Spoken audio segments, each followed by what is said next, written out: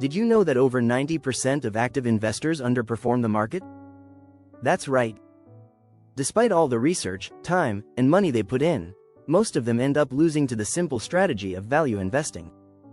But here's the shocking part.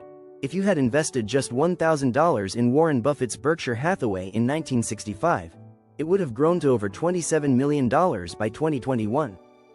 That's the power of value investing, finding hidden gems in the market and holding onto them for the long haul.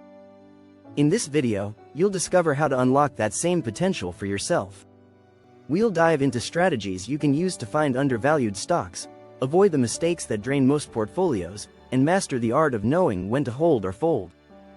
Whether you're new to investing or looking to sharpen your skills, we've got you covered. Get ready to change the way you think about money and investing. Chapter 1. Unlock the hidden treasure. Discovering undervalued gems. When it comes to value investing, finding undervalued stocks is like hunting for treasure. A good place to start is by using the price-to-earnings (P/E) ratio. A stock with a low P/E could indicate it's undervalued. But don't stop there, look deeper. The key is finding companies with strong fundamentals that the market hasn't recognized yet. Warren Buffett often says, "Price is what you pay, value is what you get." By focusing on the long-term potential of a company, you're setting yourself up to profit once the market catches up. The next step is analyzing the company's competitive advantage, or economic moat. A company with a wide moat can maintain strong profits over time. One example is Coca-Cola. It has an iconic brand that rivals can't easily replicate.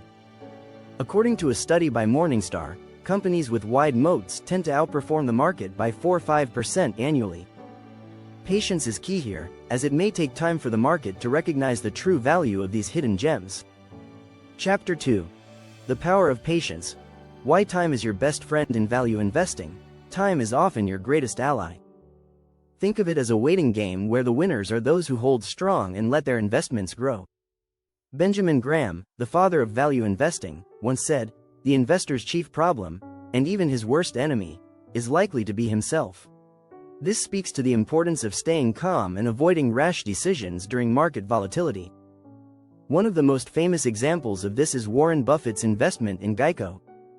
He bought the company in the 1970s when most people thought it was a risky bet. Over the years, his patience paid off, and Geico became one of the most successful investments in his portfolio. The power of compounding also plays a role here.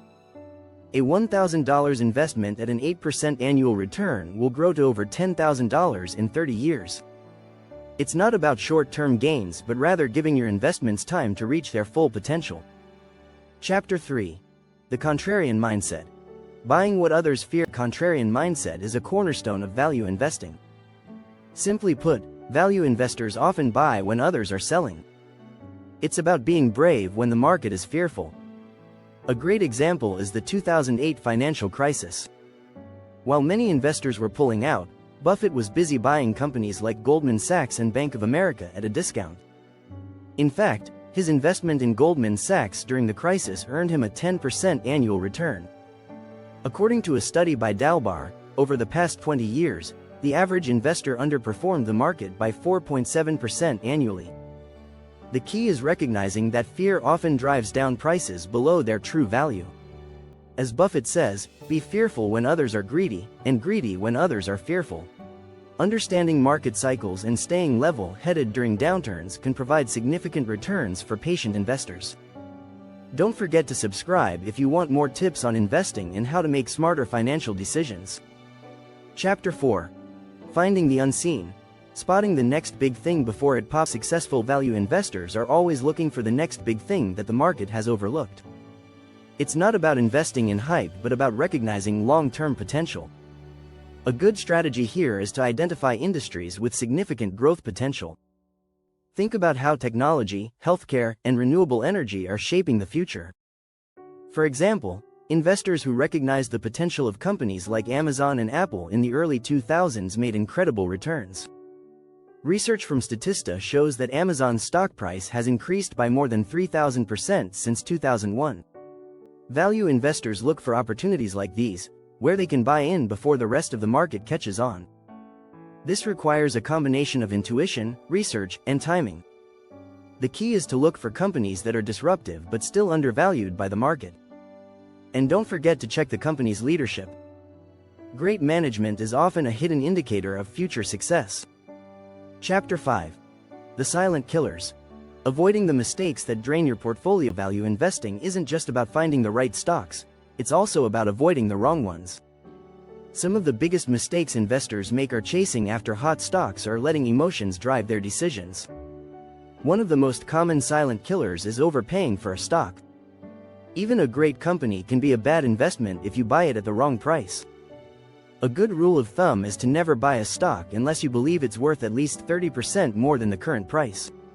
Another pitfall is ignoring the management team. Poor leadership can drag a company down, no matter how solid its product or service is. Buffett often looks for management teams with integrity and a strong track record. Lastly, diversification is essential. Overconcentration in a single stock or sector can expose you to unnecessary risks. As the saying goes, don't put all your eggs in one basket. Chapter 6. Mastering the exit. When to hold and when to fold. Knowing when to exit an investment is just as important as knowing when to enter. Sometimes, the best decision is to sell and move on. One clear signal to sell is when the stock reaches or exceeds your target price. But don't fall into the trap of chasing the next big thing and selling too early. The key is to assess whether the company's fundamentals have changed. If the business is still strong and the market has just become overly optimistic, it may be worth holding on. However, if the company's prospects have significantly weakened, it's time to cut your losses. The goal isn't just to make money, but to protect your capital. Buffett famously said, "Our favorite holding period is forever," but that doesn't mean he never sells. He only sells when he believes there's a better opportunity elsewhere. If you found these tips useful, make sure to subscribe for more insights on mastering value investing and achieving financial success. By applying these value investing strategies, you're on your way to unlocking the financial future you desire. Remember, the key isn't about getting rich quick but building wealth steadily over time. Focus on undervalued companies, be patient, embrace a contrarian mindset, spot hidden opportunities, avoid costly mistakes, and know when to exit. With these tools in hand, you can start building the portfolio that will help you get whatever you want.